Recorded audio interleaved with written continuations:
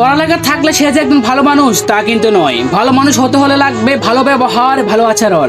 তাহলে আজ আপনাদের একটা গল্প শোনাই। একদিন রাস্তার পাশে দাঁড়িয়ে ছিল এক উচ্চশিক্ষিত লোক। তার পরনে ঝকঝকে কাপড়, হাতে দামি ফোন। দেখলে বোঝা যায় সে পড়ালেখা করে একজন মানুষ। হঠাৎ সে একজন রিক্সাওয়ালাকে ডাকলো।